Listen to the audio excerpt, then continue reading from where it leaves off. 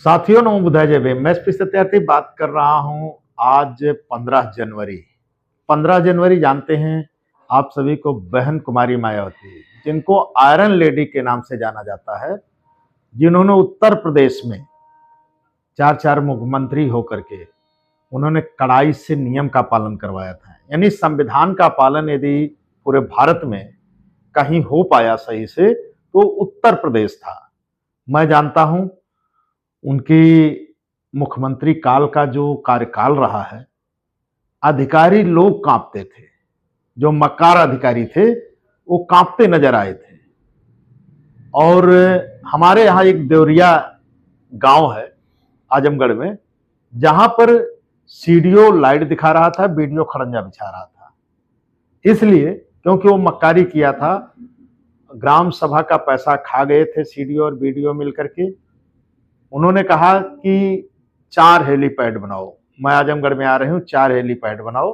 मैं किसी हेलीपैड पे उतर करके किसी ग्राम सभा यानी ब्लॉक में जो ग्राम सभा, किसी ग्राम सभा में मैं चेक इन कर सकती हूँ। वहां हमारे यहाँ हड़कंप मच गया था। यहां तक कि जितने ईंट भट्ठे थे, सारे ईंट भट्ठे के ईंट खाली हो गए थे और गांव का सुंदरीकरण बहुत जोरदार हो गया था। अधिकारी सख्ते में थे। जब माननीय बहन जी देवरिया में उतरी तो जो वहां का सीडीओ था, सीडीओ को सस्पेंड कर दें, क्योंकि उसका कार्यकाल देख करके बहन जी उतरी और देवरिया गांव में गई। देवरिया गांव को देखते हुए उन्होंने कहा कि ये रातों रात काम हुआ है, सिर्फ मेरे आने पे काम होगा। यदि मैं किसी गांव का निरीक्षण नहीं करूंगी, क्या उस गांव का काम नहीं होगा? इसी कारण माननीय बहन जी उस सीडीओ को सस्पेंड कर दिया था। तो साथियों, ऐसे मुख्यमंत्री, उनका काफी योगदान है लखनऊ के विकास में, यानी उत्तर प्रदेश के विकास में। यहां से लेकर नोएडा तक देख लीजिए, ग्राम सभाओं के न्याय कानून व्यवस्था देख लीजिए। तो साथियों, आज उनका जन्मदिन है। आप सभी को उनके जन्मदिन पे ढेर सारी हार्दिक शुभकामनाएं। ये हमारे साथ राजू भाई बैठे हैं, जो अक्सर लिखते पढ़ते रहते हैं। ये अपने व्यवहारतन इनका भी बहुत अच्छा है, और ये जो है महापुरुषों के बारे में लिखते पढ़ते रहते हैं। मैं सोचता हूं ऐसे ही समाज बने, अपना समाज। काम कुछ भी करिए, जबकि इनका ट्रेडर्स का काम है, और ये ट्रेडर्स का काम करते हुए अपने समाज को उठाने में कोई कोर कसर नहीं रखते हैं। अपने महापुरुषों को याद करते हैं और लोगों को मैसेज देते रहते हैं। तो साथियों, आइए हम जानते हैं इन्हीं से, माननीय बहन जी के कुछ कार्यकाल का आप भी चर्चा करिए, क्योंकि आज जो है माननीय बहन जी का जन्मदिन है।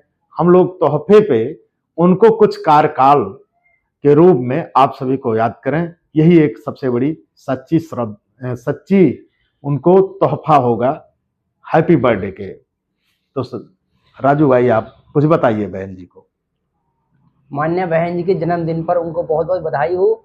और उन्होंने अपने कार्यकाल में हमारे या आपके बीच जो ग्राम सभा में कुछ उन्होंने गांव को चिन्हित किया था, अंबेडकर जी के नाम से संबोधित करते हुए उन गांवों को ग्राम सभा अंबेडकर करते हुए उन्होंने गोद में लिया था।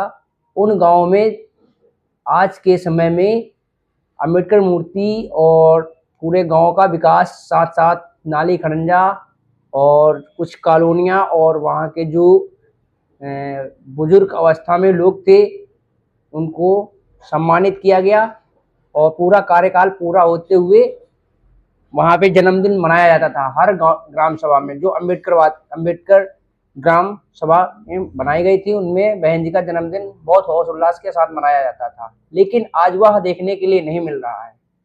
तो हम लोग यही बात रखना चाहते हैं कि जिस प्रकार से पहले ये कार्यक्रम हुआ करते थे, साथ ही साथ वैसे ही फिर से मनाया जाए और समाज के साथ जुड़कर बहन जी के कार्यकाल को याद किया जाए। तो साथियों, राजू भाई थे जो आप सभी को बता रहे थे माननीय बहन जी का कार्यकाल, शासन प्रशासन उनका बहुत अच्छा रहा। ऐसा मुख्यमंत्री अभी तक आया नहीं है।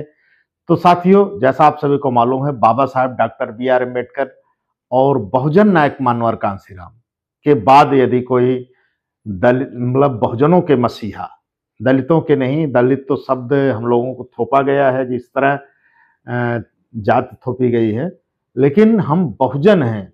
जो बुद्ध भगवान ने हमें बहुजन बनाया था, 6743 जातियों को हम बहुजन हैं, बहुजनों के मसीहा कह लीजिए तो बहुत अच्छा होगा। क्योंकि माननीय बहन जी ये एहसास करा दिया था उत्तर प्रदेश में कि उत्तर प्रदेश की कुर्सी पे कोई बैठा है।